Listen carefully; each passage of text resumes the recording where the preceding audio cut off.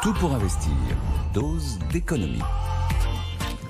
Bonjour chers confrères. Bonjour. Ça va Nicolas ? Oui, ça va. Vous allez nous parler des prix de l'énergie en 2024. Que vont-ils faire ? Plusieurs éléments hier apportent un début de réponse. Voilà, réponse numéro 1, pas de choc énergétique en perspective en 2024. Année normale, c'est comme ça qu'on a titré la chronique ce matin, qu'il s'agisse des prix du gaz, de l'électricité ou du pétrole. Réponse numéro 2, pas de choc énergétique, mais des prix qui restent élevés. Non, nous ne reviendrons pas, et jamais d'ailleurs au prix d'avant Covid.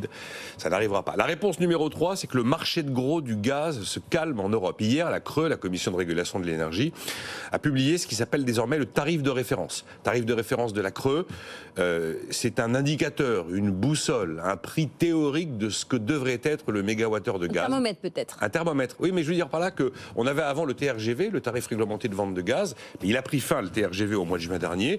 Donc désormais, la Commission de régulation de l'énergie donne pour le gaz un tarif de référence qui doit normalement servir de boussole aux fournisseurs, type Engie. C'est pas un tarif TTC du consommateur.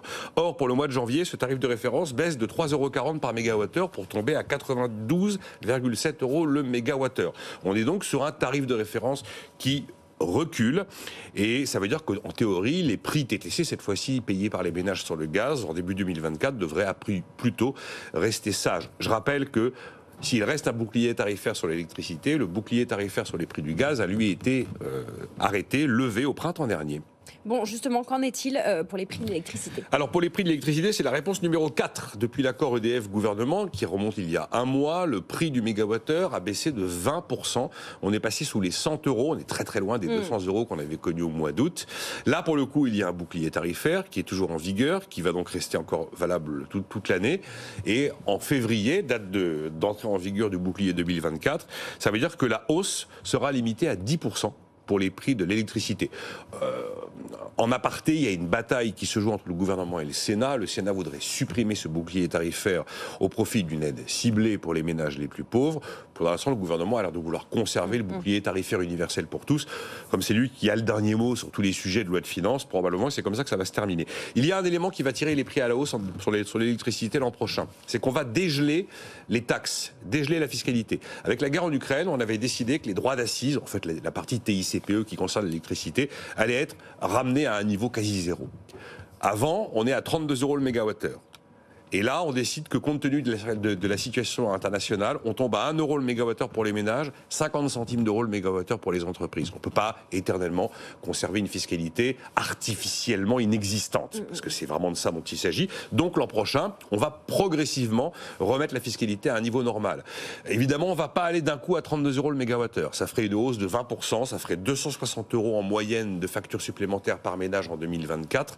Pour l'électricité, c'est pas possible. Donc on va probablement couper la poire en deux.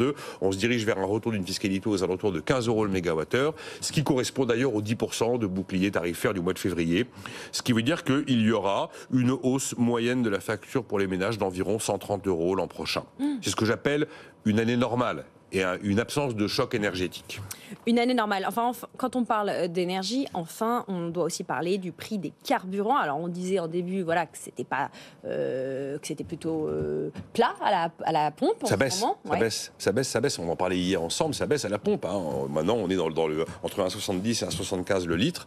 On sait pourquoi. Le baril de brut, on en a parlé. Là, l'élément nouveau d'actualité, c'est qu'Olivier Véran a confirmé hier une décision pour début 2024 qui consiste à élargir. Alors là, pour le coup, on est sur l'aide ciblée. On n'est plus sur l'aide universelle qui a coûté si cher en 2022. Je vous rappelle qu'avril, décembre, on décide de subventionner le carburant, ce qui est quand même de l'anticope. Mais enfin, bon, c'est fin du mois contre fin du monde, comme toujours. Ça coûte 8 milliards d'euros sur l'ensemble de l'année pour aller gagner, en moyenne, une centaine d'euros sur l'ensemble de la période par automobiliste, pour faire court d'après les chiffres de l'INSEE. Là, Olivier Véran confirme donc qu'on va élargir le nombre de bénéficiaires au chèque carburant 2024, ce qui veut dire qu'on devrait avoir 1 600 000 bénéficiaires supplémentaires par rapport à ce qui était prévu. Au début, on était sur l'idée que 50% des actifs qui ont besoin de leur voiture pour aller bosser tous les jours étaient éligibles à ce chèque dans la mesure où ils en font la demande sur le site des impôts, chèque de 100 € pour l'ensemble de l'année.